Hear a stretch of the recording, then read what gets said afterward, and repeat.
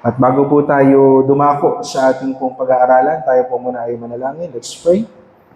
Dakilang Diyos na banal, kami po ay nagpapasalamat sa umagang ito na meron kaming kalayaan at opportunity na mag-aral ng iyong salita. Kayo po ang patuloy na magkaloob sa amin ng karunungan at malawak na pangunawa nang sa gayon ng lahat ng aming maririnig at matututunan sa umagang ito ay maging gabay namin as we grow in our spiritual lives. Pangunahan niyo po kami, Panginoon, at ilayo sa anumang tukso sa oras na ito ng aming pagbubulay-bulay ng iyong salita upang ikaw lamang ang aming maluwalhati. May taas sana namin, O Diyos, ang iyong pangalan sa pangalan ni Jesus. Amen. Okay, so 1 Thessalonians chapter 5, verse 16 to 18 yung aking babasahin, pero magpo-focus lamang tayo sa isang command dyan. Babasahin ko po ang 1 Thessalonians chapter 5, verse 16 to 18. Yan, so, may mga Bible tayo, ano? Yan. Sa iba, kung wala kayo, mayroon tayong pinapahiram na Bible dyan. 1 Thessalonians chapter 5, verse 16 to 18. Yan, kung nandyan na po kayo, babasahin ko na po, ano? Rejoice always, pray without ceasing, give thanks in all circumstances, for this is the will of God in Christ Jesus for you. Yan. So, yan po, ano? Yung ilang mga may iksing command na ating maririnig ay remember, si Kuya JC, isa rito yung kanyang life verse, ano? Isa rito yung kanyang paboritong verse. At yun po, yung ating pag-aaralan, yung sa verse 16. Ang sabi po sa verse 16, rejoice always. Okay, at ito po, yung ating magiging topic sa umagang ito. Rejoice always. Na bilang isang mananampalataya, tayo po ay tinawag, ano? Na magkaroon ng buhay na kung saan tayo po ay magalak palagi. Sa kabila ng mga nangyayari, napakaganda ng prayer kanina ni Brother JC. Na sa mga kabigatan na meron tayong Jesus Christ na pwedeng pagkatiwalaan. Now, sa umagang ito, gusto nating malaman kung papaano ba tayong magagalak palagi, kagaya ng inuutos po dito po sa talatang ito. Na ang ibig sabihin ba, kapag sinabi nating rejoice always, ibig bang sabihin ito palagi tayong nakangiti? Okay? Tayo po ay palagi naka-smile sa mga tao, anumang mga nangyayari, tayo po ay nakangiti at tinatawanan lang natin yung ating mga problema.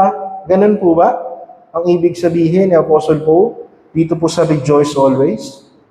Tayo po ba ay nagkakasala kapag tayo ay nakakaramdam ng kalungkutan, pagkainis, pagkadismaya sa buhay?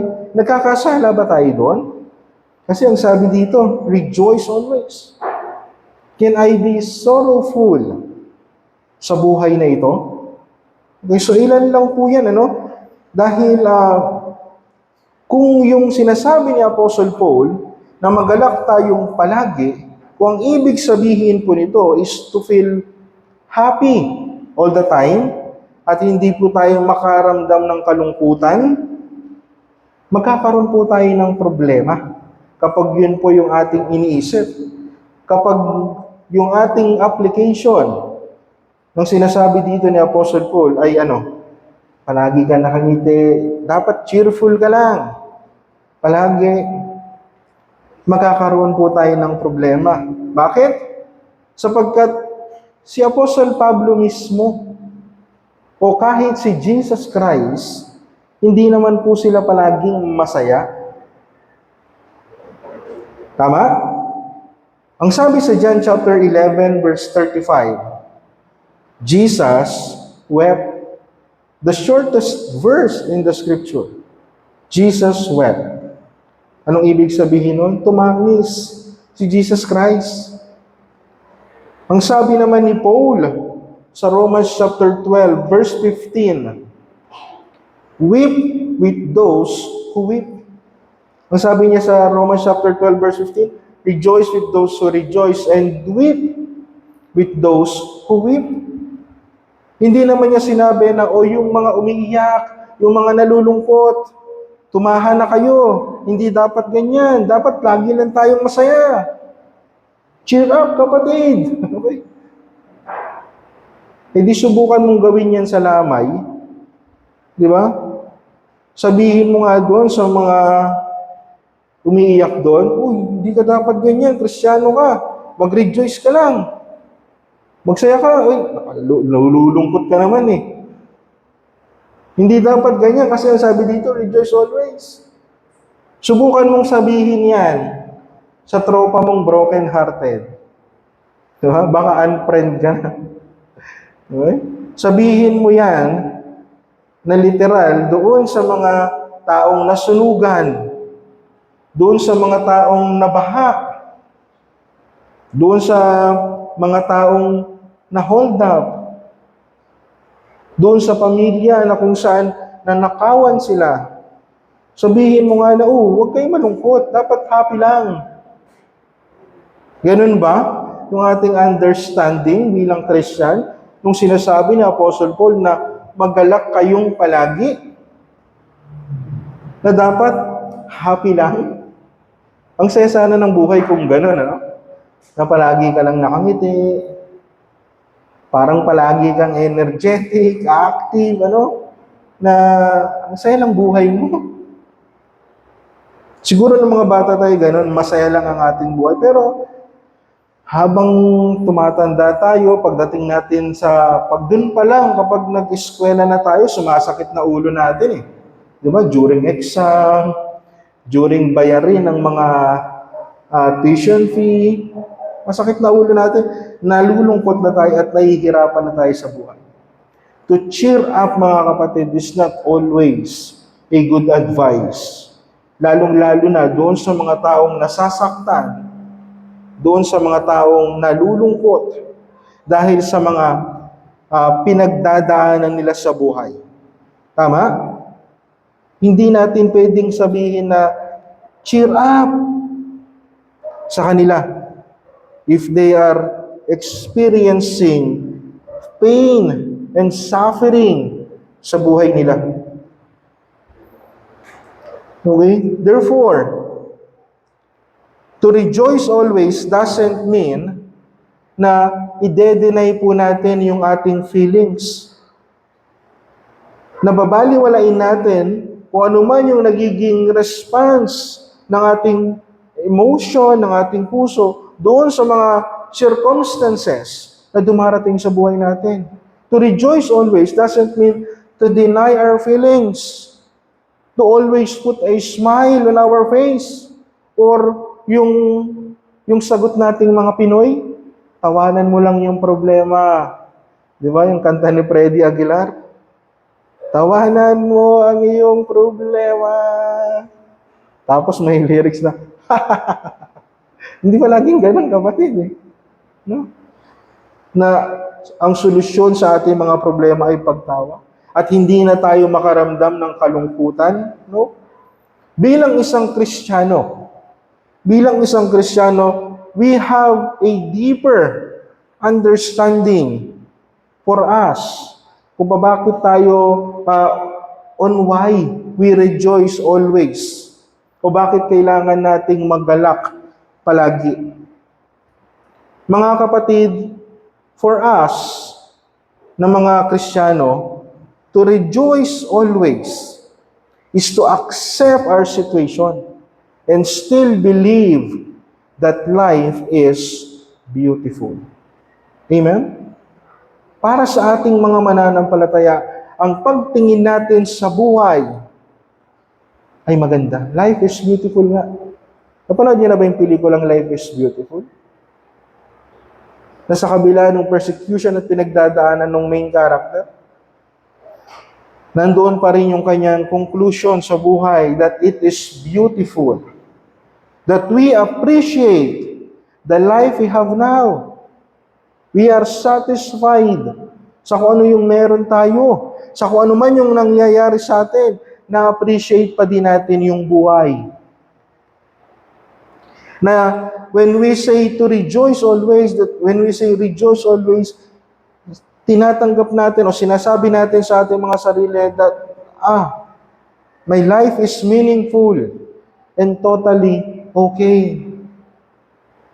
Mas malalim yung ating pag-unawa doon sa joy na meron tayo. At sa kabila niyan, dahil merong mga reason, there is always a reason kung bakit we still appreciate life kahit na maraming mga bibigat na circumstances, maraming kabigatan sa buhay. Meron tayong kanya-kanyang reason. Why do we rejoice? Why do we have to rejoice always? Or how do we rejoice always, mga kapatid? Now, focus on the passage na ibinigay natin, Because according to this passage na binasa natin, to rejoice always. Sabi niya dyan, simple lang. Parang 2 word lang yung sinabi ni Paul, Rejoice always. Mga kapatid, to rejoice always, this is not a suggestion of Apostle Paul. Hindi niya suggestion yan. Yan po ay kabilang sa kaniyang final instruction doon sa mga Thessalonian believers na kung saan nakakaranas ng suffering and persecution because of their faith. Kaya ito po ay imperative, ito po ay command sa kanila na kung saan instruction ni Apostle Paul kung paano po silang mamumuhay na pleasing sa harap ng Diyos. And I believe to rejoice, madali lang mag-rejoice ka, hindi yung hindi yung shampoo. Kundi mag-rejoice ka sa buhay, madali lang.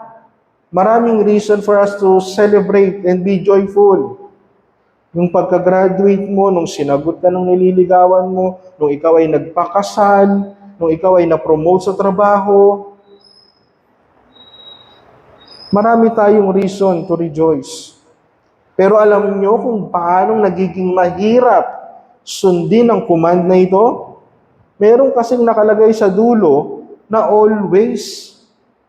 Rejoice always. And so to rejoice, yes, I believe it is easy to obey.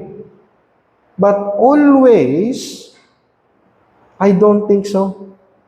Why? Now, isa sa mga bagay na una nating titignan kung bakit napakahirap o parang napaka-imposible ng command na ito for us to rejoice always, it's because there are reasons kung bakit tayo nalulungkot. There are reasons kung bakit hindi tayo nagagalak palagi. Ano-ano yung mga reasons na yon? Isa sa mga reasons na yon ay yung reality ng buhay. Ano ba yung realidad ng buhay? Life is hard. Ang buhay ay punong-puno ng kaguluhan, punong-puno ng trouble, punong-puno ng mga bagay na kung saan nagbibigay sa atin ng problema. Na kahit tayo mga Kristiyano, hindi tayo exempted doon. Hindi porket Christian ka na, hindi ka na magkakaroon ng problema.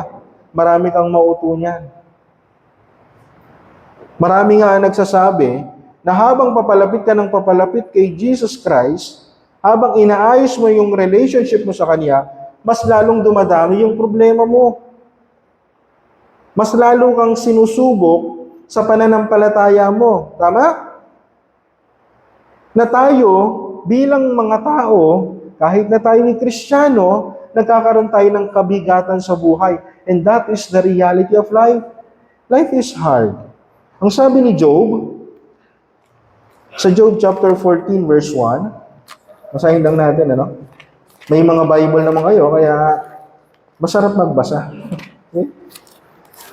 Ang sabi ni Job, sa Job 14:1, man who is born of a woman is few of days and full of trouble.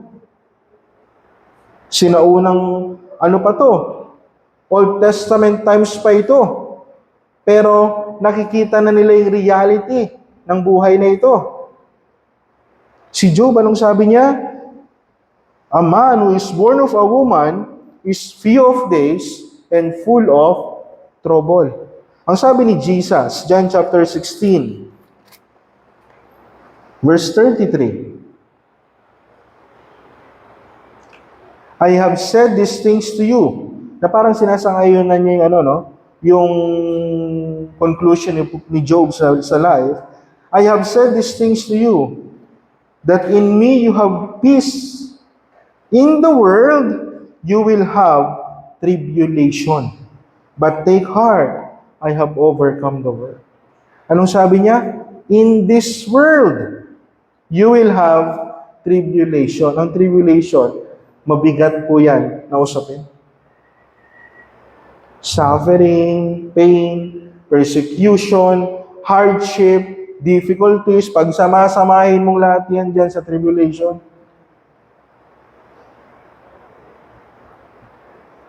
at walang may dudulot yan kundi bighati, pasakit, kalungkutan.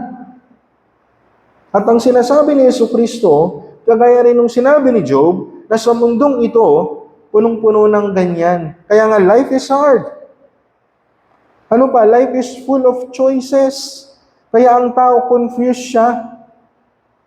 Kaya kung minsan tayo nalulungkot, nadidismaya, because of our wrong choices. Kasi yung buhay natin, pagkagising mo pa lang sa umaga, may choice ka na agad may options na. Ano ba? Hahawakan ko ba muna yung cellphone ko? O magpe-pray muna ako? Mag-aalmusal ba muna ako? Maliligo ako? Ano ba ang damit ang susuotin ko? Di ba? Ang buhay natin, pagkagising pa lang natin sa umaga, punong-puno na ng mga pagpipilian. Life is full of choices. At kapag tayo ay nagkamali sa ating pagpili, ano yung magiging resulta? Pagkadismaya, kalungkutan. Di ba? Naiinis ka kasi bakit ito pa yung ginawa ko? Kaya yung buhay natin, yung realidad ng buhay natin, hindi madali, kapatid. Dahil bukod sa maraming bagay, ang sabi pa nga ni Job, di ba? A few days, ibig sabihin, life is short. At yung maiksing buhay na yan, punong-puno pa ng uncertainties, mga unexpected na mga circumstances na talagang bibiyak o talagang susubok sa ating pananampalataya. Na kung minsan, mga kapatid, nakakalungkot. Dahil yung iba, hindi na nila kaya, nagpapakamatay na lang. Yung iba, suko na sa buhay nila. Kaya nga maraming atheist. Ngayon, ang dati mga naniniwala sa Diyos, pero dahil doon sa kabigatan ng buhay at sa mga pangyayaring hindi mo inaasahan, nawawalan sila ng tiwala na meron pang Diyos. Na kung merong Diyos, bakit nangyari sa akin ito? Na kung meron Diyos, bakit ganito yung nangyayari sa buhay ko? Sa kabila ng aking pagiging tapat sa Kanya. Hindi ba? Nangyayari ba yan sa buhay natin? Dumarating ba sa punto ng buhay natin na parang ayoko nang magsimba? Ayoko nang maglingkod sa Kanya? Dahil ito yung mga bagay na nangyayari sa buhay ko. Hindi ko ito kaya. Mga kapatid, those are the realities of life. Kung bakit para sa akin, napakahirap sundin nung sinasabi ni Apostle Paul na magalak lang kayong palagi, na magalak kayong palagi. It's because susupalpalin tayo ng realidad ng buhay. Apostle Paul, paano ka magagalak palagi kung normal sa buhay ng tao na magkaroon siya ng kabigatan at ng problema?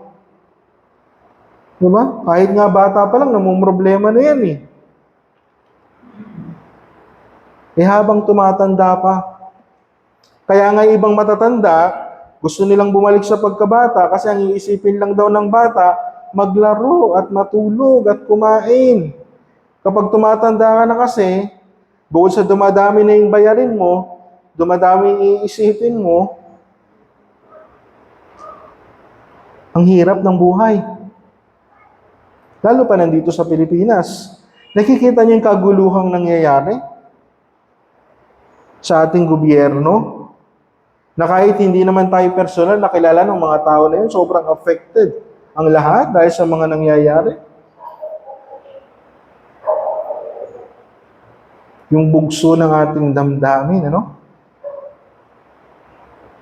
Kaya maraming nagtatalo kahit ang mga Kristiyano dahil sa politika. Isipin niyo yun? Those are part of the realities of our life. Kaya Paul, paano ba itong sinasabi mo? Rejoice always. So bukod sa realities o yung realidad ng ating buhay, isa pa sa mga confusing o reason is yung source ng ating joy. Ano ba yung source ng joy natin?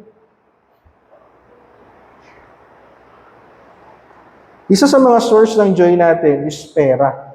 Maliwanag naman yan eh. Na kapag may pera ka, masaya ka. Kaya nga yung memes, di ba, sa mga Facebook, sa ating Facebook, sa TikTok, baka kaya nabubugnot niyang nanay natin kasi baka walang pera yan. Hindi pa nakapagbigay si tatay. Di ba? At masaya kapag may pera tayo. Bakit? Nabibili natin kung ano yung gusto natin. Gusto mo ng milk tea? Gusto mo ng kape? Gusto mong kumain ng mga masasarap? Dapat may pera ka. Pag may pera ka, kaya mong bilhin lahat.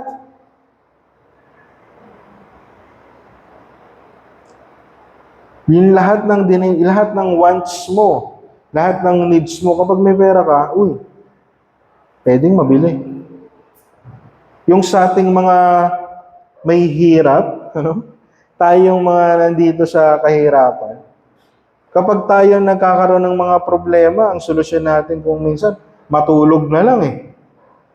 Pero yung mga may pera, yung mga may kaya talaga sa buhay, kapag sila namang problema, trip to Hong Kong, trip to Bohol, meron silang pang-unwind.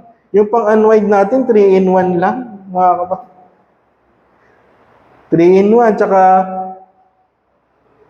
usap-usap lang sa GC, di ba? Meron silang pang-unwind sa ibang bansa. Tayo, wala. Yung mga napapanood nating content creator sa YouTube at sa TikTok, yung mga naglalabas ng pera, di ba? Pinaglalaroan na lang halos yung mga tao, tapos, sige, maglaro kayo dyan, bibigyan yung pera. Yung mga nagpapakita nung koleksyon nila ng kotse, koleksyon nila ng bag, ng sapatos, yung koleksyon nila ng mga 90s na collectibles, parang nakakaingit. Bakit? Kasi may pera. Pero tanggalin mo yung pera. Pag wala kang pera, ang sama ng itsura natin eh. Diba? Huwag mo nga kausapin. Taong walang pera eh. Diba? Ano pa yung nagiging source ng joy natin? Family. Kapag meron tayong maayos na pamilya, masaya tayo. Yung asawa natin, yung anak natin, nakikita natin palagi, in good health sila. Di ba? Masaya tayo na makita yung ating mga pamilyang maayos. Kasi mayroong pamilya na hindi eh. Di ba? May mga pamilya na nagtatalo-talo sa lupa. May mga pamilya nagsisiraan. Pero kapag maayos yung pamilya mo, saya. Di ba? Yung source ng joy natin sila. Ano pa? Yung ating karir. Kapag tayo ay maganda yung ating trabaho, may maayos na sahod, hindi tayo yung nadadaya sa oras, sa sahod, maganda yung takbo ng ating business, ang saya ng buhay. Di ba? Kasi, yung karir mo, yung trabaho mo, nasa maayos. Ikaw pa ay napopromote. Wow. There is always a reason para mag-celebrate ka kapag maayos yung iyong trabaho, yung iyong business. Kaya nga isa yan sa mga pinapanalangin natin during our giving, na tayo ipagpalain ng Diyos sa ating trabaho o sa ating mga business, yung source ng ating income. Bakit? Kasi kapag nasa maayos tayong kalagayan sa ating pamilya, sa ating trabaho, ang saya ng buhay. Amen? Tanggalin mo lahat yan. Do you still rejoice in your life? Magiging masaya ka pa kaya sa buhay kapag tinanggal yung mga bagay na yan na nagpapasaya sa'yo?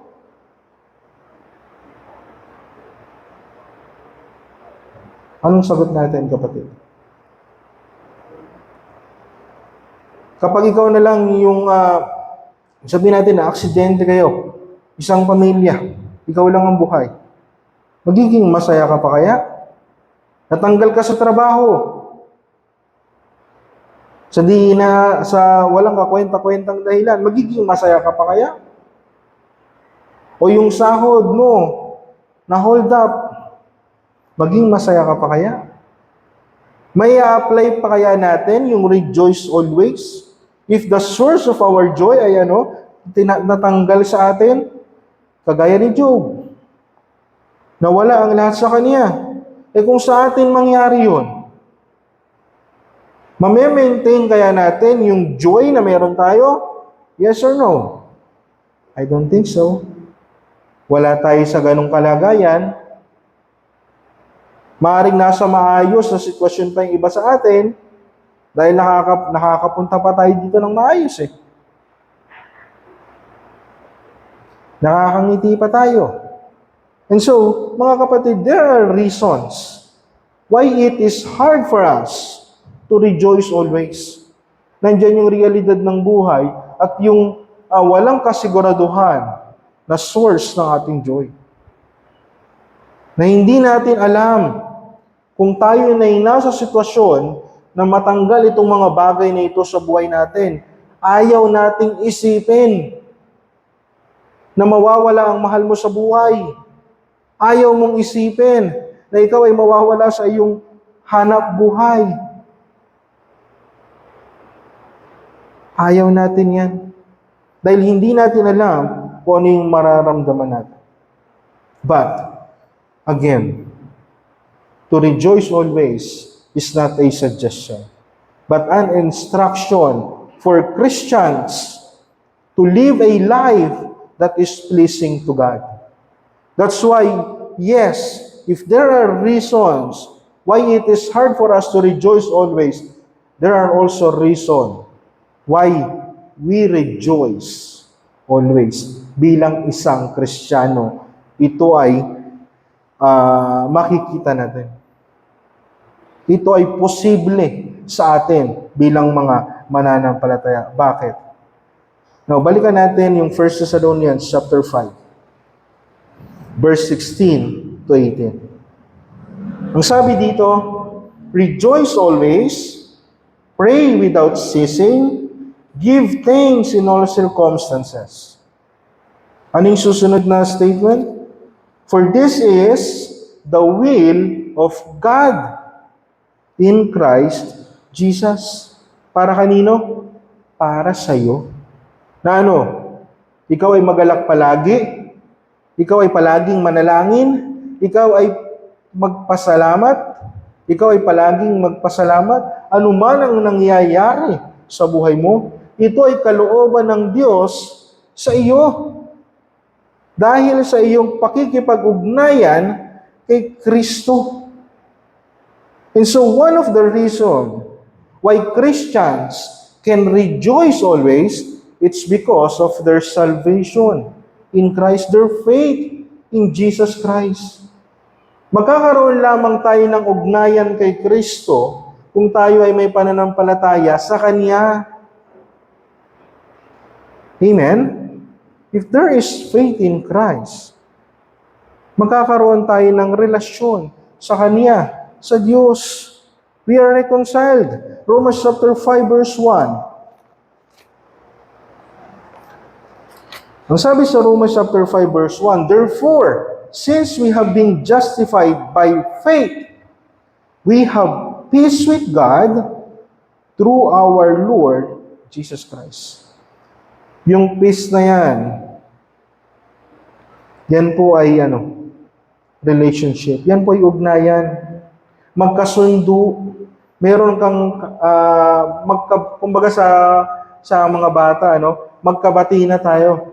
Hindi na tayo kaaway ng Diyos. Ikaw na ngayon ay anak ng Diyos. Meron ka ng ugnayan sa Diyos, ikaw ay anak niya. Sa pamamagitan ni Kristo. Sa pamamagitan ng ating pananampalataya sa Kanya. That's why we can rejoice always, mga kapatid. It's because we are saved. Meron tayong kaligtasan. Nagagalak tayong palagi sapagkat tayo po ay napatawad na ng Diyos. Malinis tayo sa harapan ng Diyos. We are justified, ang sabi sa Romans. Na kung saan napakahalaga. Kaya nga itong command na ito ay para sa mga Kristiyano. At paano natin nasasabi na kaya nating magalak palagi dahil sa ating kaligtasan kay Kristo? Because if we are saved, mga kapatid, the Holy Spirit is in us. Amen? And the fruit of the Spirit is joy. Galatians chapter 5 verse 22, the fruit of the Spirit is love, joy, peace, patience, etc. That is, the joy is fruit of the Spirit. Tignan niyo po, ang kagalakan po, yung kagalakan, iba po yan sa pagiging masaya. Dahil merong pinag-uugatan yung ating kagalakan at ito ay ang Diyos mismo. Sa Kanya nakaangkla yung ating joy. Dahil ang kasiyahan, mga kapatid, yung happiness, yan ay nakabase doon sa mga positive events na nangyayari sa buhay ng isang tao. Pero ang joy, yan ay nakaangkla, nakaugat sa ating relasyon kay Kristo. Na kahit tayo ay nalulungkot, o kahit malungkot man yung pangyayari, we can still rejoice. Dahil alam mo na maayos, meron kang relasyon na maayos sa Diyos. At ito ay hindi response natin sa circumstances. Ito ay fruit of the Spirit na tanging mga mananampalataya ang siyang namumunga nito. Bakit? Kasi may Holy Spirit sila. Kaya nga, isa rin sa mahalagang pag-aralan yung work ng Holy Spirit in the Old Testament at saka sa New Testament. Dahil kapag ikaw ay may Holy Spirit sa panahong Kristiyano, hindi na yan mawawala sa iyo. Yan ay seal o evidence na ikaw ay isang tunay na mananampalataya if you have the Holy Spirit. And therefore, if you have the Holy Spirit, yan po ay mamumunga. At ang bunga niyan, Love, joy, peace, and etc. Kasama doon yung joy, kapatid. Kaya kung ikaw ay isang tunay na mananampalataya, bakit ka nagagalak palagi? It is because of the fruit of the Spirit. Yung joy na ipinagkakaloob sa atin ng Diyos. Na kung titignan natin yung context ng Thessalonians, paano ba itong sinabi ni Apostle Paul sa kanila? Mga kapatid, alam natin, if you read the book of Acts, especially on Acts chapter 17, makikita natin na itong church na ito, Mga bagong mananampalataya to eh. Saglit nga lang si Apostle Paul sa kanila dahil inuusig siya ng mga Hudyo mismo. In 3 Sabbath weeks, ang sabi dun sa Acts chapter 17, nag-preach siya ng gospel at merong ilang mga Greeks na naniwala sa kanya. Pero merong mga Hudyo na ang sabi dun, jealous na inggit. Yun yung nag-create ng riot doon sa city. Nag-proclaim ng mga fake news na parang si Apostle Paul nagpapakilala ng bagong hari. Kung kaya't si Apostle Paul, hindi po siya nagtagal doon sa Thessalonica. Lumipat agad siya. Kaya itong church na ito, mga new believer ito, na kung saan sila po ay nakakaranas ng persecution because of their faith. Kung babalikan natin yung Acts chapter 1, verse 9 to 10, makikita natin kung gaano katindi ang pananampalataya nitong mga Thessalonian believers. 1 Thessalonians chapter 1, verse 9, "For they themselves report concerning us the kind of reception we had among you, and how you turned to God from idols to serve the living and true God, and to wait for His Son from heaven, whom He raised from the dead, Jesus who delivers us from the wrath to come." Pero niyo, na yung kanilang pagtanggap doon sa gospel na preach niya po, talaga nag-create ng impact sa kanila yung matindi. Na mga kapatid, sila po ay under persecution dahil sa pananampalataya na yun. Kung ano yung naranasan ni Apostle Paul nung nandun siya, nararanasan din po nila. Kung kaya't ito po ay sulat para i-encourage sila, itong mga Christians na ito. At kung paano silang mamuhay o paano silang tutugon doon sa ganong klaseng circumstance ng buhay nila. Na maaring yung itinuturo na ito ni Apostle Paul ay natutunan niya din kay Jesus. Bakit? Ano bang sabi ni Jesus? Matthew chapter 5, verse 11 to 12. Matthew chapter 5, verse 11 to 12. "Blessed are you when others revile you and persecute you and utter all kinds of evil against you falsely on my account." Verse 12, "Rejoice and be glad, for your reward is great in heaven, for so they persecuted the prophets who were before you." Even Jesus Christ, sinasabi niya, you rejoice and be glad. Kahit na ito yung nararanasan ninyo sa buhay. Kaya mga kapatid, mahalaga yung ating pananampalataya kay Kristo. Yung ating pakikipag-ugnayan sa Kanya. Dahil alam natin na kaya nating mag-rejoice sa anumang pangyayari sa buhay natin kahit na hindi ito maganda. Dahil ang Diyos mismo ang siyang nagiging source o nagbibigay sa atin ng joy.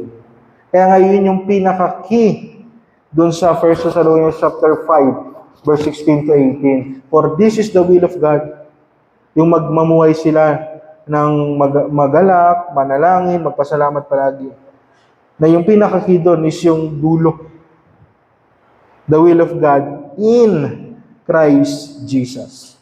Para sa iyo. Kaya, can we rejoice always? Yes. Sa pamagitan ng ating pananampalataya kay Kristo at pakikipag-ugnayan sa Kanya. Pangalawa is yung ating hope kay Christ. Yung ating pag-asa kay Kristo, na tayo po ay nakatuon lamang sa Kanya. Meron tayong pag-asa na inaantay. Ano yon? Na si Kristo ay muling babalik. Na kaya ang mga Kristiyanong ito, actually, yun yung problema, itong mga Christians. Na hindi nila naunawaan kung kailan talaga babalik ulit si Jesus Christ. Kaya, from chapter 1 hanggang chapter 5 ng Thessalonians, yun yung nagiging tema ni Apostle Paul, yung Day of the Lord. Yung muling pagbabalik. Kasi maraming hindi nakakaintindi. Kaya merong iba, tatamad-tamad, inaasa yung kanilang buhay doon sa mga mayayamang miyembro. Di na nagtatrabaho. Okay, so nagkaroon sila ng misunderstanding doon sa Day of the Lord. Pero mga kapatid, tayo mga Kristiyano, yun din actually yung pag-asa natin. Na si Jesus Christ, babalik siya ulit.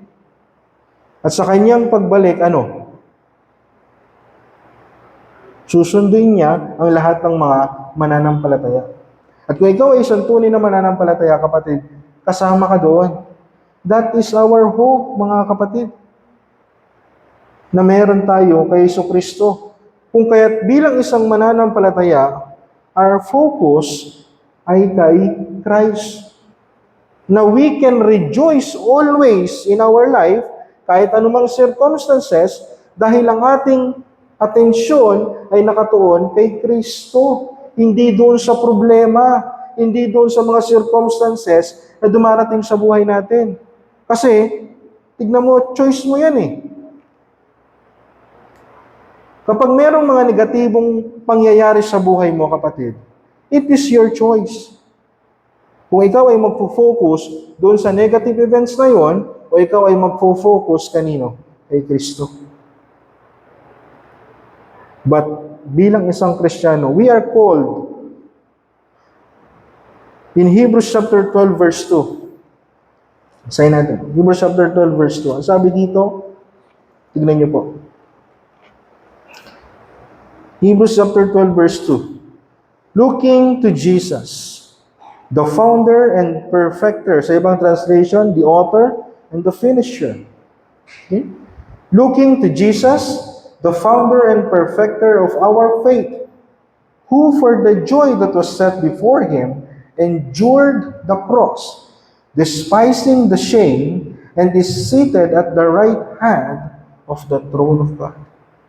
Mga kapatid, bilang isang mananampalataya, hindi may iwasan ang problema. Hindi may iwasan ang mga bagay, mga kabigatan sa buhay. Nakakaranas yan ang kahit na sino. Ano ang kaibahan natin bilang isang Kristiyano? Meron tayong pag-asa kay Kristo. Na kaya si Jesus Christ, na-endure niya rin yung cross, it is because of the joy that is set before Him, ang sabi sa Hebrews.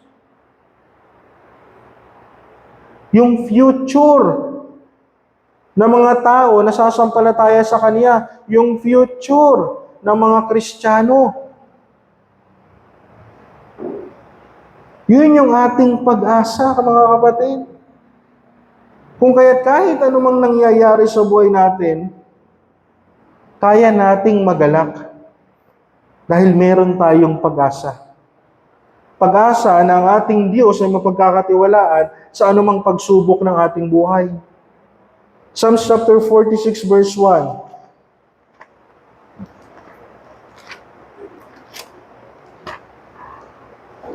Psalms chapter 46 verse 1. God is our refuge and strength, a very present help in trouble. Our God is ready to help. If we trust in God, He is ready to help. Yan din yung sinasabi sa Nahum, kapatid. Nahum chapter 1, verse 7. God knows who trusts in Him. Diba? Nahum chapter 1, verse 7. The Lord is good, a stronghold in the day of trouble. He knows those who take refuge in Him. Kaya nga tayong mga Kristiyano, yung ating spiritual lenses, tumatagos yan sa mga problema dahil ang ating focus ay nakatuon lamang sa Panginoon. Yung ating tiwala sa Diyos na, Lord, alam ko na kahit na ganito yung nangyayari sa akin, kaya mo kong iligtas. You can make a way of escape. Kaya mo akong tulungan. Because you are a powerful God. You are a sovereign God. And you are a faithful God na pwede kong pagkatiwalaan ng buhay ko. Amen? That is our God. Na kung saan tayo ay dapat na mag-focus. Kaya napaka-imposible man para sa isang tao nang palagi siyang magalak, but we can. Because we have faith in Christ and our focus and our hope is only in Christ. And so to rejoice always, according sa ating mga pinag-aaralan, to rejoice always, this is an attitude of being hopeful to God. The issue is on our heart.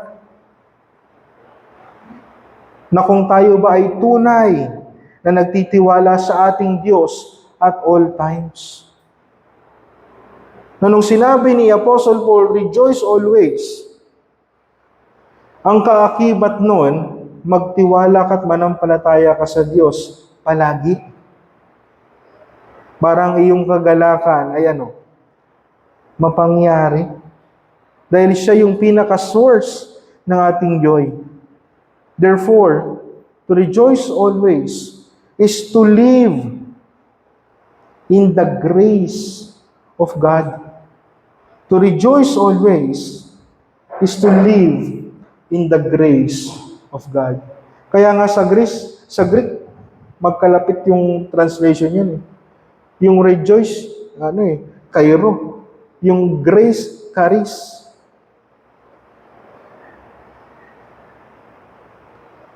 That's why mga kapatid, tayo po, kaya nating magalak palagi if we are living, depending always on the grace of God.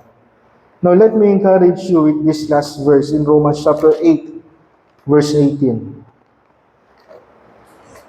Romans chapter 8, verse 18. Sulat din to ni Paul.